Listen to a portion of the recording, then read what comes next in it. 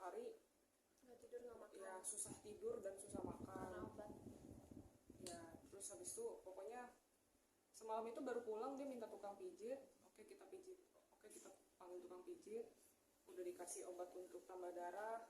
Terus dia juga minta obat tidur, saya kasih obat tidur juga udah resep dokter ya, karena memang susah sekali tidur, kasihan kan, ya udah dikasih. Terus habis itu setelah pijit ya udah dia tidur.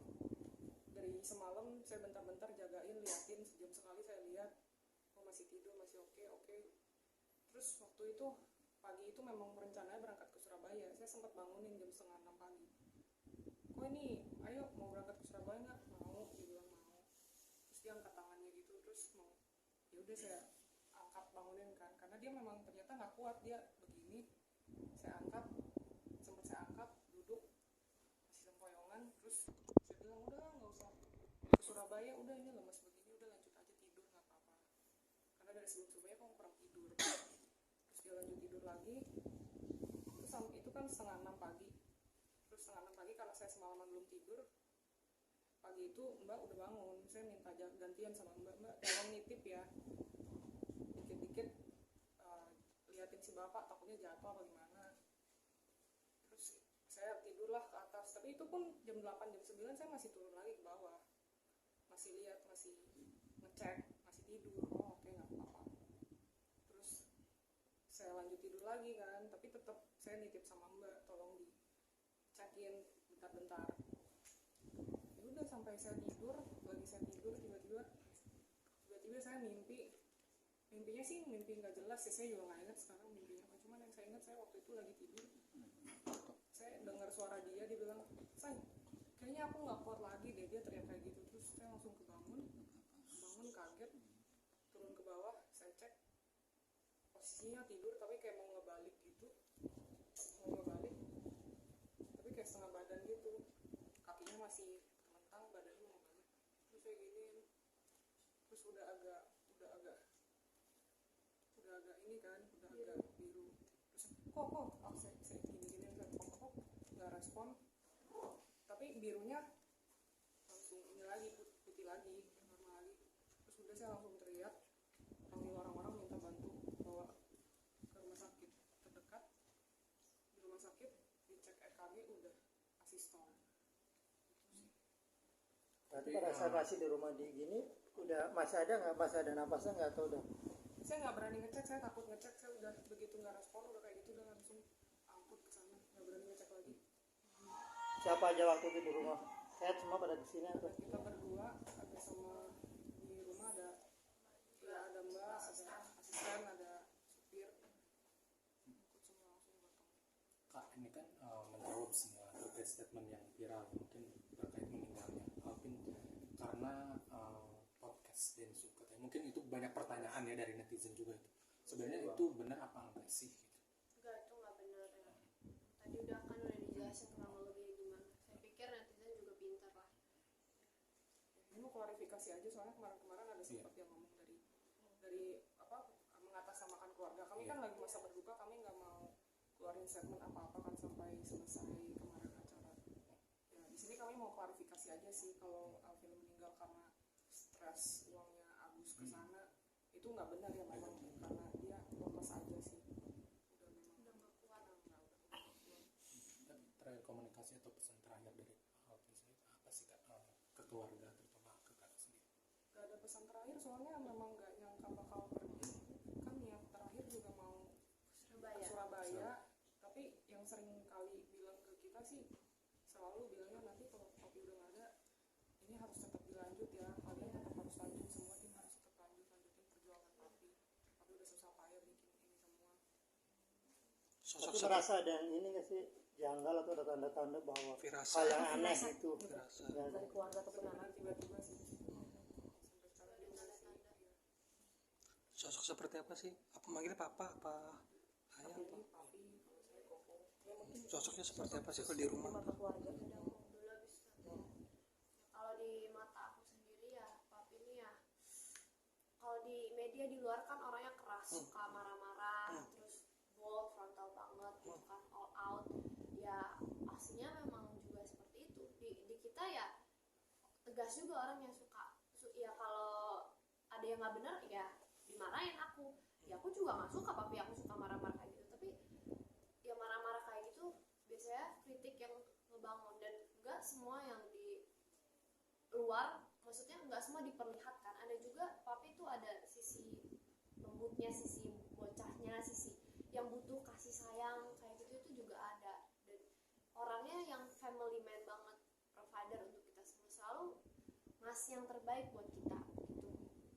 Dan orang-orang juga gitu, tipe orang yang royal banget, suka bagi-bagi duit lah. Papi aku itu kalau biasa ke pelayan di restoran atau ke satpam gitu, suka bagi-bagi duit. Tapi papi nggak pernah berkekurangan. Walaupun ini sempat aku singgung juga ya di waktu itu pas aku pidato pas di rumah duka. Papi aku nih ya sering ngomong-ngomong tentang dia anak naga, dan orang-orang komennya pada enak lu duit dari warisan, dapat duit dari hasil ini itu, korupsi gini bla. Tapi papi aku tuh untuk membangun ini semua tuh butuh kerja keras.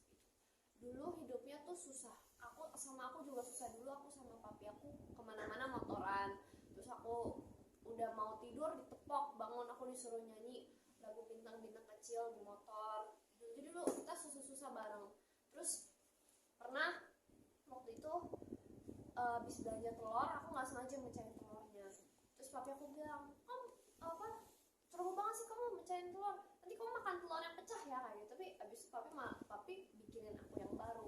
Walaupun sekarang papi tuh nggak apa-apa ya, mintanya mbak sama atau nggak kita minta dimasakin, minta dipijitin gitu. Tapi dulu papi tuh yang ngejagain aku, yang masak buat aku, yang waktu kecil mandiin aku kan waktu masih bayi, yang bersih-bersih itu papi semua, yang kerja juga papi. Jadi papi itu dulu sekaligus menjadi mami dan ayah buat aku.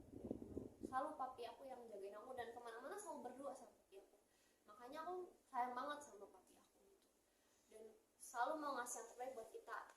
Ya kalau papi aku sendiri ya sebenarnya nggak peduli sih. Sendal aja udah dari dulu berapa tahun kita nggak ganti. Sebelum ketemu aku sebenarnya udah itu. Sendalnya itu terus nggak ganti. Tapi buat kita selalu mau ngasih yang bagus-bagus, yang kualitasnya tinggi lah, kayak kasur, sofa, itu ngasih kita yang terbaik gitu. Makanya itu yang aku sesali. Harusnya papi bisa menikmati juga, tapi aku sudah cukup bersyukur sih. Aku sempat mikir waktu itu kan, kok papi ninggalin aku sih di saat sekarang aku berasa masih kecil dan masih butuh papi aku. Tapi aku mikir, waktu itu tante aku bilang gini, papi tuh ninggalin kita bukan karena papi mau ninggalin kita, tapi emang udah nggak kuat aja, udah lemes. Aku nggak bisa ngebayangin rasanya gimana, pasti sakit banget. Di situ aku mikir, Tuhan kenapa ngambil papi aku secepat ini? Kenapa nggak nanti aja, tunggu aku udah nikah, tunggu aku udah punya anak? Tapi mungkin teman-teman di sini inget yang waktu papi aku waktu itu masih di penjara, dan aku waktu itu sempat nggak bisa dapat pengobatan, dihalang-halangin lah sama oknum dari sana. Di situ kan aku juga ke podcast sini situ biar papi aku bisa dapat pengobatan, karena pas itu ketahuan gagal ginjal, nggak bisa ke rumah sakit gitu waktu itu, nggak bisa cuci darah, susah untuk dapat pengobatan. Di situ papi aku udah kayak orang yang keringan lah, kan udah ureum racun numpuk muntah-muntah. Dan di situ kayak aku takut papi aku pada saat itu meninggal. Mau ke podcast sana sini, dan aku sama tante aku sempat kita nangis bareng dan takut papi kenapa-napa. Tapi untungnya Tuhan baik, dan di saat itu bisa aja papi aku meninggal karena racunnya udah numpuk, kan ginjalnya nggak berfungsi, racunnya udah numpuk. Di saat itu bisa aja Tuhan kalau mau ambil, tapi Tuhan memberikan aku dan keluarga 1 tahun kebersamaan lagi setelah keluar dari penjara, dan kita bisa bertigaan kemana-mana bareng-bareng, kita bisa ya intinya gitu, kita bisa bareng, bisa makan bareng, bisa secara keluarga kita bisa harmonis, dan aku masih bisa menyayangi papi aku, dan papi aku masih bisa sayang sama aku gitu. Aku waktu SMP nggak begitu dekat sama papi aku karena papi aku juga tipikal orang yang keras, tapi nggak tahu kenapa karena di situ pas pada saat papi aku masuk penjara aku kayak ngerasa papi aku ini juga anak yang butuh kasih sayang gitu. Kayak papi aku tuh juga kayak anak kecil yang butuh disayang gitu loh, kadang bertingkah kayak bocil, apalagi kalau ke tante aku moi moi moi moi moi kayak gitu, walaupun pasti di sini nggak adanya anak papi aku kalau di podcastnya marah-marah terus bentak-bentak oknum polisi lah, tapi kalau sama keluarga ya kayak gitu. Suka ya apalah, kalau ya manja lah gitu. Kalau di gereja kadang kita suka misalnya di papi aku sering kayak gini di gereja gitu. Kemarin pas rumah duka aku nangis karena nggak bisa sama papi lagi, dan kesukaan papi itu nonton gitu kan, terus suka makan bareng, suka makan enak, kalau kemana-mana selalu ngajak orang traktir makan, terus selalu ngisengin kita beli sana beli itu, mau itu gak beli gitu, selalu mau ngasih kita yang bagus gitu. Itulah papi aku orangnya aslinya sebenarnya manja dan butuh kasih sayang dari keluarga, dan selalu pokoknya family first lah bagi dia, orangnya family man banget. Bagi aku sih papi aku sosok yang seperti itu ya, dan juga bener-bener pintar banget orangnya, dan ya ngedidik aku juga keras sih, tapi papi aku sayang